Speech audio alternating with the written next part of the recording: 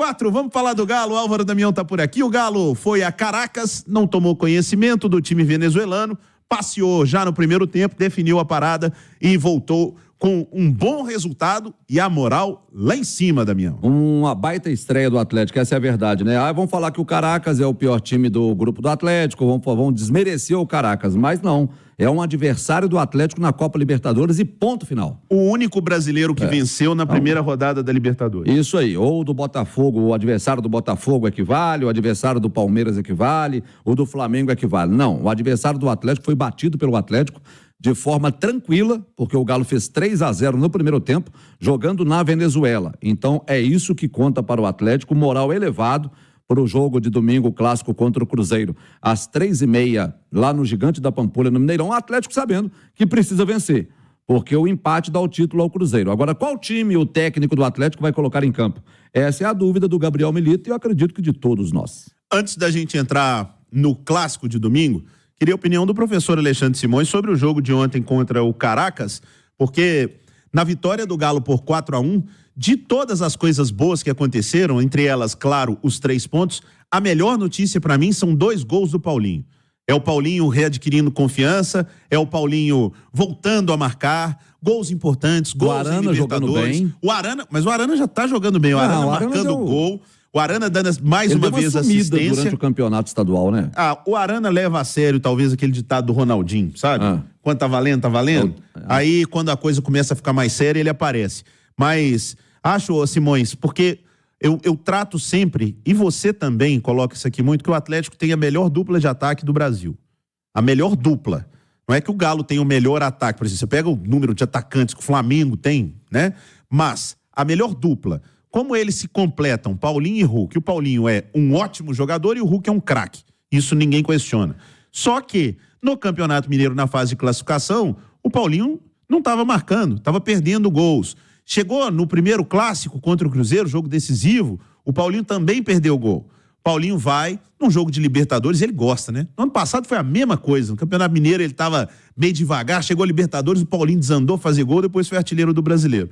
Então acho que para o Atlético é um grande reforço, um Paulinho mais confiante perto do gol, Simões. Sim, sem dúvida, Léo. E tem o aspecto, né, dos brasileiros que são os favoritos ao título mais uma vez. Ninguém venceu, só o Atlético. Então ele larga na frente por essa briga aí que os clubes travam pelo primeiro ou segundo lugar geral. Que aí depois vai decidindo em casa. Na hora que chega o mata-mata, você vai decidindo em casa, né? Então, você sendo o primeiro ou o segundo, até a semifinal, se você chegar, você tem o direito de fazer o jogo de volta em casa. Né? Porque aí a final é jogo único e isso vale muito. Eu trouxe os números ontem, né? O Atlético, de 2013 para cá, então nessa fase do Atlético de Libertadores, são 15 mata-matas disputados. Em 12, ele decidiu a fase em Belo Horizonte. Ele classificou 8 vezes e foi eliminado em 4. Só 3 vezes ele decidiu fora de casa, foi eliminado nas 3. Inclusive, nas 2 últimas edições, ele caiu sendo eliminado fora de casa pelo Palmeiras. Se a gente pegar a Libertadores que o Galo venceu, ela é, na minha opinião, a Libertadores mais emocionante que já existiu. Pelas viradas que o Atlético conseguiu, pelos pênaltis, por tudo que aconteceu. Mas isso tudo acontecia aqui, né? O time derrapava fora e resolvia aqui. E nesse momento que o Galo está tentando criar uma sinergia com a sua nova casa, com o seu estádio, com a Arena MRV, você ter a possibilidade de fazer os jogos de volta em casa pode ser muito importante. E não tenha dúvida, meu caro Álvaro Damião, que o próprio Galo, porque a maioria desses jogadores, a maciça, grande maioria desses caras estavam aí no ano passado. Eles sabem a dificuldade de largar atrás na Libertadores. No ano passado, o Atlético começou mal na Libertadores, tendo que correr atrás, se classificou em segundo e já cruzou com o Palmeiras.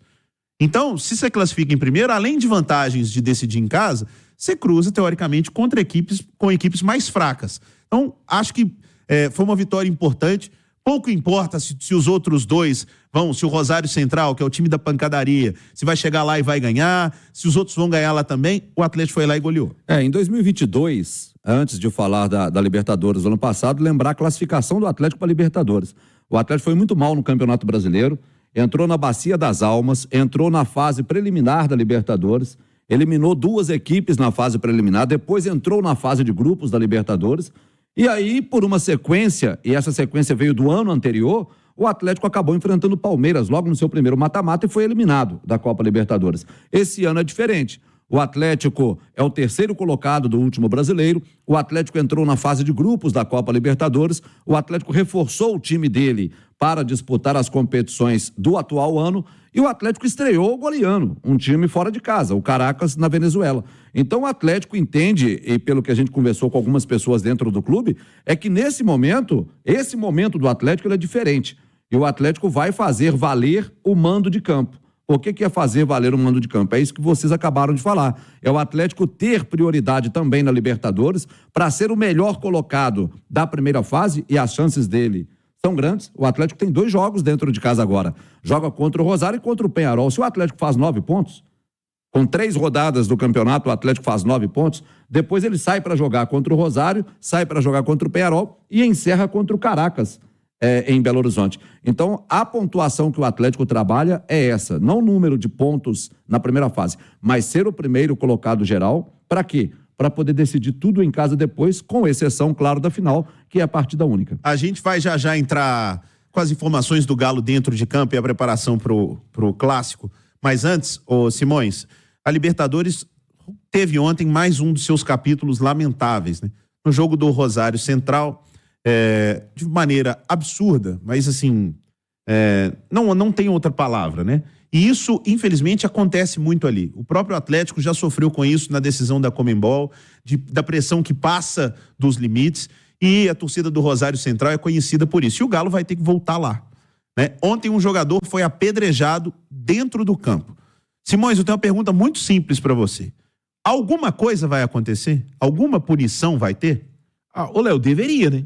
Porque isso é muito grave, não é só a questão da pedra, né? Eles teve arremesso de grade de proteção da torcida do Rosário. A torcida do Peñarol estava embaixo. Sobre a torcida isso aí já é suficiente para jogar sem torcida, não? Olha, sabe que a questão toda é que é muito difícil a Conmebol fechar estádio, né? Assim, pode multar. Eles adoram dinheiro. A multa, fecha setor. A gente já viu o setor fechado, né? Punição fechando o setor onde teve a confusão, como se a culpa fosse do setor, né? Mas, de toda forma, o que aconteceu em Rosário foi muito grave. Muito grave antes do jogo, com o confronto das torcidas, com a do Rosário jogando as grades sobre os torcedores do Peñarol, e a gente não pode tirar da Libertadores esse aspecto, né? Do turismo do futebol, das viagens das pessoas aos outros países. Isso movimenta a economia. E o mais grave ainda, um jogador dentro de campo levar uma pedrada no rosto, né? Isso é absurdo. Aquilo ali, a pedra ao invés da bochecha pega no olho, podia cegar o jogador. Você tá doido, não pode acontecer, é uma vergonha isso, que siga acontecendo, e a Conmebol deveria tomar uma medida. Nós não estamos falando isso aqui pro atleta ser beneficiado e jogar lá sem a torcida do Rosário, não. É porque o Rosário, na minha opinião, depois de uma dessa, tinha que ficar a Libertadores inteira sem torcida para jogar. E aqui a gente também precisa aprender com alguns exemplos. A Arena MRV, já que estamos citando aqui o Atlético, parar com a mania de ficar jogando copo de cerveja no campo. Porque volta e meia vai jogar contra o Cruzeiro, um outro rival lá, sai um gol do adversário, é copo no campo. Vamos parar. Primeiro porque os copos são muito legais, né, Álvaro? Não pode se desfazer do copo. E segundo, que, isso não tem educação não, turma. Então temos que parar com isso. Agora, jogar pedra e acertar um cara dentro do campo é um absurdo. É que eles jogam aqueles de plástico que o cara compra cerveja e vem com ele. Se ele comprar o copo oficial do jogo, ele não vai jogar lá não. Então já compra o copo para evitar de você jogar no campo. Boa, Álvaro. Galo, fala, Damião. Agora é falar sobre o time, né? A delegação está retornando, saiu às 2h de Caracas, na Venezuela. Isso significa 3h aqui no Brasil. E 6 horas de voo, 6h10, vai chegar por volta de 9h10 da noite na capital mineira. Amanhã o técnico Gabriel Milito comanda treinamento pela manhã na Cidade do Galo. Jogadores ficam concentrados, eles concentram para a decisão de domingo contra a equipe do Cruzeiro. E aí fica a dúvida, qual é o time que o técnico Gabriel Milito vai colocar em campo? No clássico ele jogou com 3 zagueiros, com Lemos, Fux e o Gemerson, o Saravia pela direita e o Arana pela esquerda. Meio campo com Bataglia, Zaratio e Igor Gomes, com 2 atacantes apenas, Paulinho e Hulk. Lá em Caracas, ontem, pela Libertadores, ele entrou com 2 zagueiros, Fux e Gemerson, Saravia na direita e o Arana na esquerda. e entrou com 3 homens no meio-campo: Bataglia, Alan Franco e Igor Gomes. E 3 atacantes: Alisson, Paulinho e Hulk. Qual dos 2 times ele colocaria em campo? Essa pergunta é para quem é comentarista, Alexandre Simões. E você, Léo Figueiredo? Achei que você ia me excluir dessa. Não, claro que não. Mas, professor, por favor, primeiro os mais velhos. Ô, Léo, eu acho que a tendência é de que ele vá com o mesmo time da primeira partida. Ele tirou o Batalha e o Igor Gomes, né, que começaram o jogo e os 2 foram sacados. O Zaratio não foi nem utilizado. Acho que é um indício de que ele quer o Zaratio e o Lemos para o jogo da volta. Tá? Eu acho que talvez possa existir uma dúvida ali do Igor Gomes. Não sei se o Scarpa Eu acho ganharia. que essa dúvida é muito mais nossa do que dele. Também Sabe? acho que ele vai com o mesmo time. O mesmo time do primeiro jogo. Eu também acho. Eu acho que o Atlético não tem motivo para mudar. Eu gostaria muito, viu, Scarpa, de estar dizendo aqui mais uma vez, o Scarpa tem que ser titular no Atlético, mas depende mais de você do que de mim. Porque as entradas do Scarpa vão ter que ser muito justificadas. O Scarpa jogou o segundo tempo ontem e, lógico, o Galo não queria nada com a dureza, o jogo já estava decidido e, mais uma vez, o Scarpa não conseguiu brilhar. Não tem comparação técnica entre Igor Gomes, outros jogadores do meio-campo do Atlético, com Gustavo Scarpa, com o que ele já fez e com a capacidade que ele tem. Agora, quem vai se escalar é o Scarpa. Então não adianta nada eu ter preferência por ele, o Simões também gosta muito do futebol dele, a gente elogia e fica esperando aparecer no Atlético o Scarpa do Palmeiras, do Fluminense, mas esse jogador depende do Gustavo Scarpa. O Milito acabou de chegar. Não tem como você falar que um treinador tem, não gosta daquele tipo de jogador. O treinador, não. Milito nem brasileiro é. Nem aqui tá. Não tem nenhum motivo para não gostar ou não pôr Scarpa para jogar. Quem se escala é o jogador. Então, Gustavo Scarpa, que você consiga se encontrar no Atlético e que você seja o jogador que a direção apostou e que a torcida espera e que a crônica esportiva espera. Que você seja o terceiro no pilar aí do Atlético. Que o Galo não tenha mais uma dupla tão decisiva, mas que ele tenha um trio, porque você foi contratado para isso. Agora, depende muito mais de você. Tô dizendo isso por quê? Porque, mais uma vez, vai jogar o Igor Gomes. Porque o Igor é regular, porque o Igor entrega aquilo que você sabe e ele vai repetir o time. Se ele não repetir o time do início do Clássico, seria loucura. Porque os melhores 45 minutos do Atlético no ano foi com a formação que ele abriu o jogo na Arena MRV. Então não há por que ele mudar na decisão. Álvaro. Lembrando que para o clássico da semana passada, o Lemos e o Zaratio, eles voltavam de lesões, estavam no departamento médico e atuaram contra o Cruzeiro. Ontem, contra o Caracas, o Lemos jogou, o Zaratio foi poupado.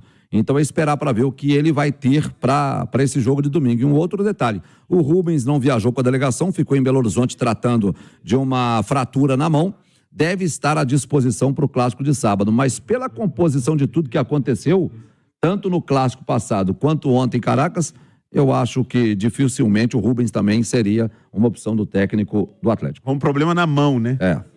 6h52. Valeu, Álvaro, com as informações.